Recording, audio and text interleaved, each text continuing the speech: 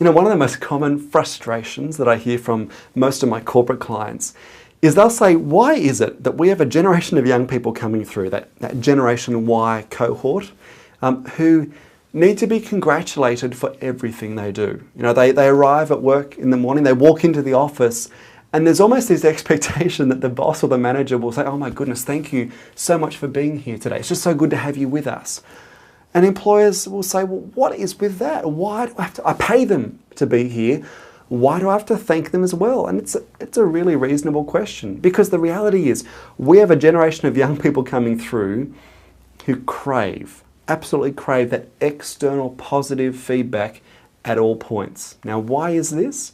Well, think about it. We've got a generation of young people who grew up in the era of self-esteem. And of course, the era of self-esteem, which was the 80s and the 90s, that was an era when children were told by parents, teachers, society at large, they were given messages exclusively like, you are special, you are magnificent, you are unique, you're going to change the world, you're going to be a leader. You know, you've probably noticed, by the way, that every Gen Y and Gen Z is going to be a leader.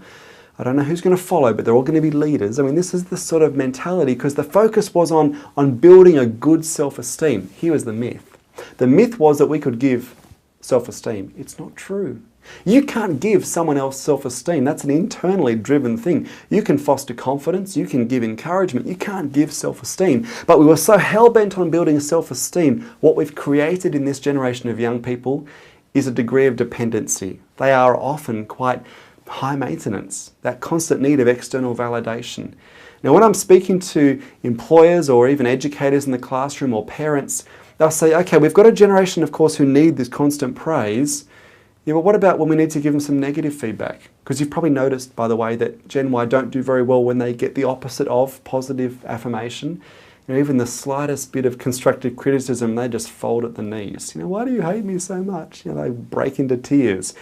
Now, of course, the challenge is they don't do well with negative feedback, and schools sadly have sort of perpetuated that by developing policies like every runner in the race gets a ribbon, what I often refer to as communism on the sports field. You know, this idea that everyone should get the same treatment, regardless of merit or effort applied. You know, or these mentalities where we've even changed the language that we use. You know, in schools it's not called failure anymore, it's called deferred success, because that's kinder for self-esteem. And so we do have a generation who don't do well with negative feedback. So how do you deal with them? How do you motivate and communicate with a generation who crave the positive and don't do well with the negative? Now, I often see parents, you know, even employers, educators who realise that they're going to try and break it, you know, break this mentality, and they're going to give them a dose of reality. They give some harsh feedback, and typically all they'll do is kill the relationship in the process. My encouragement with this younger generation is, you know, recognise that they only have ears for positive feedback. It's what they've been conditioned to hear and understand. So use positive feedback in a strategic way. My encouragement is when you're giving praise and feedback to Generation Y and even Gen Z young people, give it proportionately. In two ways. Give praise and feedback to young people in proportion to two things. Firstly, in proportion to not just the person, but also the performance. And it's got to be both. Now, it can't just be you're valuable because of what you do, but it also can't be you're valuable just because you're innately and uniquely brilliant, because that tends to breed a sense of entitlement. Well, why would I try if I'm already amazing as it is? But the second thing, of course, is to give praise and feedback that is proportionate to the effort applied, or what it is that they've overcome, as opposed to making a big deal over very small things.